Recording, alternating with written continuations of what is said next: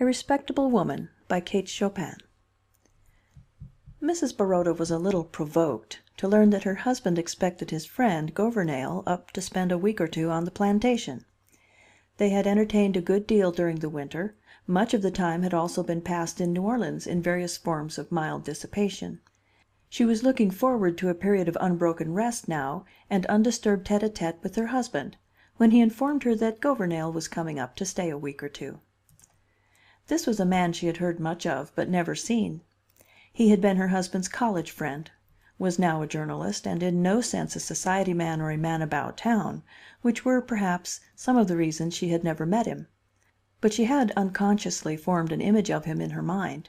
She pictured him tall, slim, cynical, with eyeglasses, and his hands in his pockets, and she did not like him. Gouvernail was slim enough, but he wasn't very tall nor very cynical. Neither did he wear eyeglasses nor carry his hands in his pockets, and she rather liked him when he first presented himself. But why she liked him she could not explain satisfactorily to herself when she partly attempted to do so. She could discover in him none of those brilliant and promising traits which Gaston, her husband, had often assured her that he possessed. On the contrary, he sat rather mute and receptive before her chatty eagerness to make him feel at home, and in face of Gaston's frank and wordy hospitality.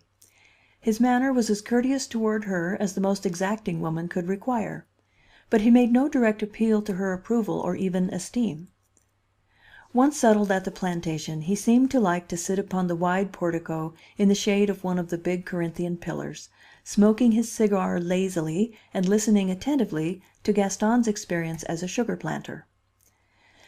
"This is what I call living," he would utter with deep satisfaction, as the air that swept across the sugar field caressed him with its warm and scented, velvety touch. It pleased him also to get on familiar terms with the big dogs that came about him, rubbing themselves sociably against his legs.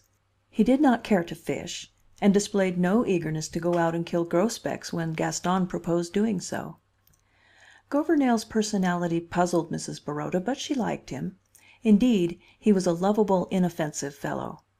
After a few days, when she could understand him no better than at first, she gave over being puzzled and remained piqued.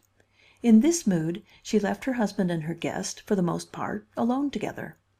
Then, finding that Gouvernail took no manner of exception to her action, she imposed her society upon him, accompanying him in his idle strolls to the mill and walks along the Bature.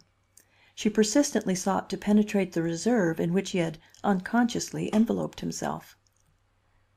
"When is he going, your friend?" she one day asked her husband. "For my part, he tires me frightfully." "Not for a week yet, dear. I can't understand. He gives you no trouble." "No, I should like him better if he did. If he were more like others, and I had to plan somewhat for his comfort and enjoyment." Gaston took his wife's pretty face between his hands and looked tenderly and laughingly into her troubled eyes. They were making a bit of toilet sociably together in Mrs. Baroda's dressing room. "You are full of surprises, ma belle," he said to her.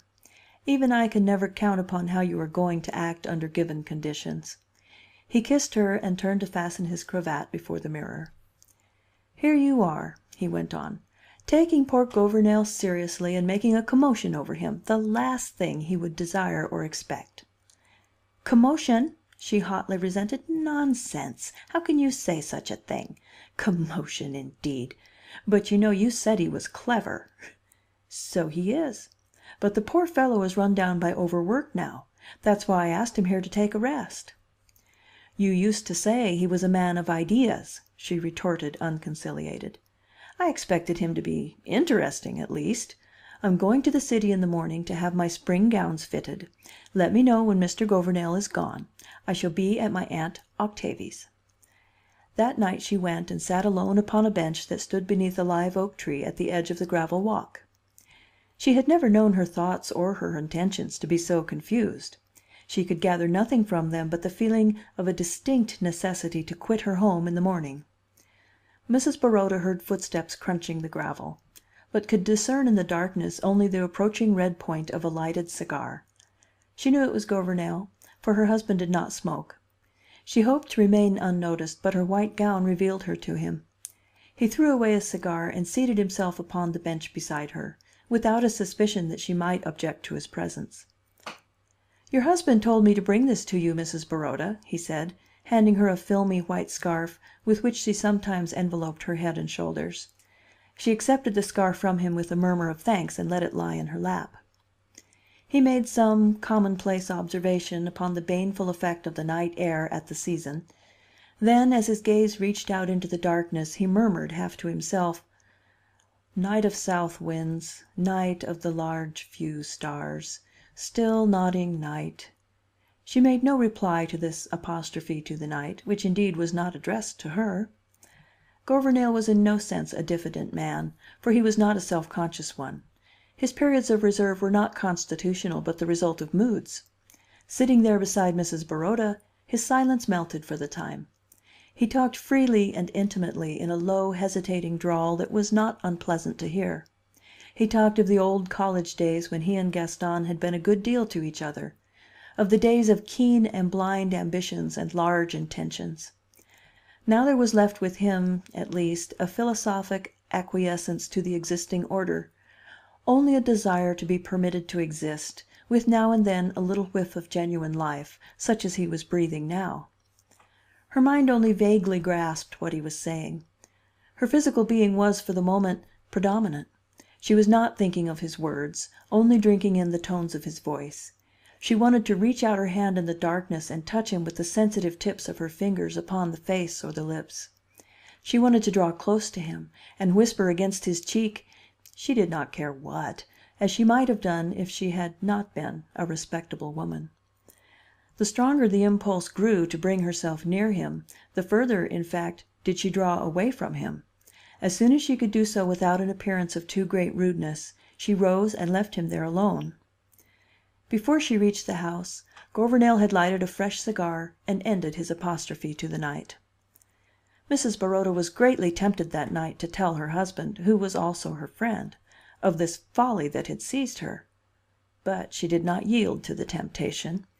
Beside being a respectable woman, she was a very sensible one, and she knew there are some battles in life which a human being must fight alone. When Gaston arose in the morning, his wife had already departed. She had taken an early morning train to the city. She did not return till Gouvernail was gone from under her roof. There was some talk of having him back during the summer that followed. That is, Gaston greatly desired it, but this desire yielded to his wife's strenuous opposition. However, before the year ended, she proposed, wholly from herself, to have Gouvernail visit them again. Her husband was surprised and delighted with the suggestion coming from her. "I am glad, cher ami, to know that you have finally overcome your dislike for him. Truly, he did not deserve it." "Oh," she told him laughingly, after pressing a long, tender kiss upon his lips, "I have overcome everything. You will see. This time I shall be very nice to him." End of A Respectable Woman by Kate Chopin. Read by Lois Hill.